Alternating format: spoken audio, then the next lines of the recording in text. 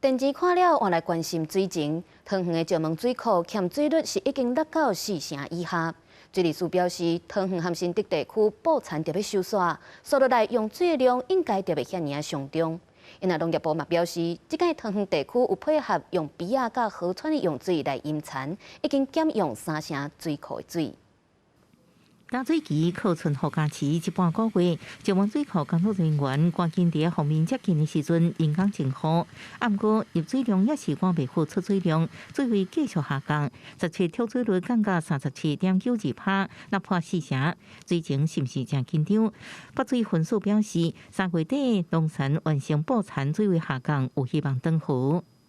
相对现在目前一天整田插秧140万吨的。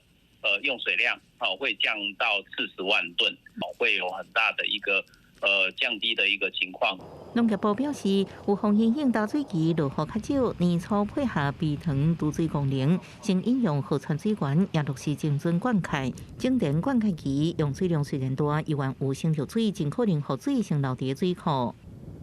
我们农业的用水，目前为止那我们已经节省了30%以上了。对于水库的出水来讲，它当然相对的也会负担就会比较少一点。水位继续降低，依然爱靠天公伯啊！17暗时方面接近，加上华南分河区通过，水库是毋是有雨水入来呢？下的雨量是有限的，所以如果要等到更多的雨势，可能要等到后面更接近梅雨期的那一段时间。原供应地区用水的宝山甲宝智水库，到17着水率伫4成左右。北水分数是表示，地区早就启动自主省水5到6%左右，新竹地区用水也算稳定，因为落雨依然存在无确定的因素，也是呼吁不管是产业也是民生，用水也是爱较省的。记者综合报道。